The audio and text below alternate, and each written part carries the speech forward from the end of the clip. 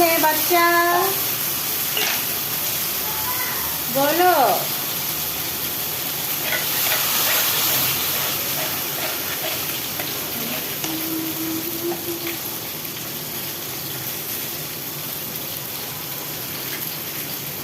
তো আজকে ফ্রিজারে মাছের মাথা মোটা দিয়ে ভালো মতন মশলা কষে তারপরে পটল দিয়ে একটু ঝোল ঝোল রান্না করবো। খেতে খুবই মজা লাগে, আর পটল মাছ দিয়ে রান্না করলে এমনি তো খুবই মজা লাগে।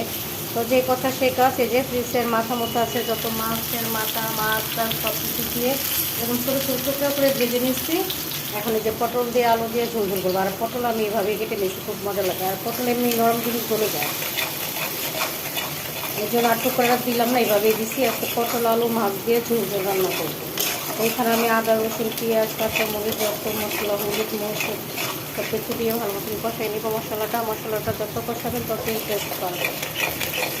তাই ভাবলাম যে আপনাদের সাথে একটু শেয়ার করি আমার ভালোবাসার মানুষদের সাথে। এখন আমার এই যে মশলা দিচ্ছি, কষানো সুন্দরভাবে উঠে গেছে। এখন এই যে মাছ ভাজাটা দিয়ে যতগুলো ফ্রিজে ছিল এটা আবার এই মশলাটার সাথে ভালো করে কষাই ফেলবো। এই যে ভাজা মাছগুলা এইটার মধ্যে দিয়ে তারপরে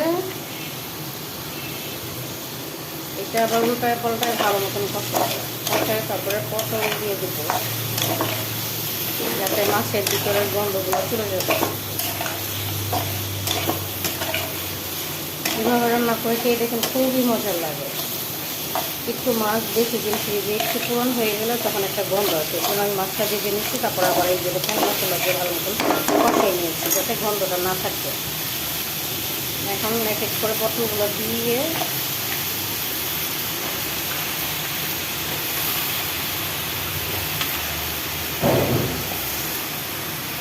একটু সামান্য পানি দিব যাতে এটা কষানো হয়ে যায়। এই পানিটা দিয়ে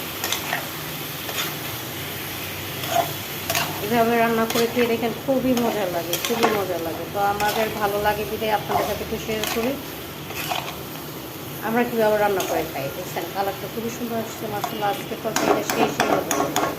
তো এই যে আমার একটা তরকারিটা কষানো হয়ে গেছে, দেখতেই পাচ্ছেন। এখন ঝোল দিয়ে দেবো, যেহেতু এটা একটা পটল আর মাছ দিয়ে ঝোল ঝোল করবো, সেজন্য কষানো হয়ে গেছে।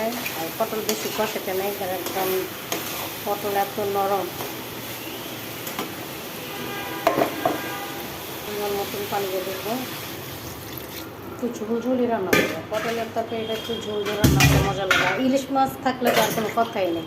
আমি ইলিশ মাছ দিয়ে পটল রান্না করতে খুব মজা, আমি পছন্দ করি।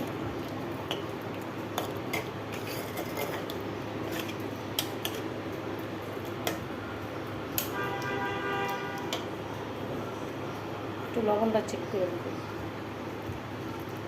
একটু দিলে ভালো হবে, না দিলেও ঠিক আছে। তারপর একটু দিয়ে দিলাম। তো এই যে আমার রান্নাটা হয়ে গেছে। ধন্যবাদ না দিলে এই যে ধন্যবাদ দিয়ে দিলাম, এত সুন্দর হয়েছে। একটু খেয়ে দেখলাম গাইস, বিশ্বাস করাইতে পারবো না, আজকের তরকারিটা শেষ হয়ে গেছে একদম। খুবই মজার তরকারি রান্না করেছি।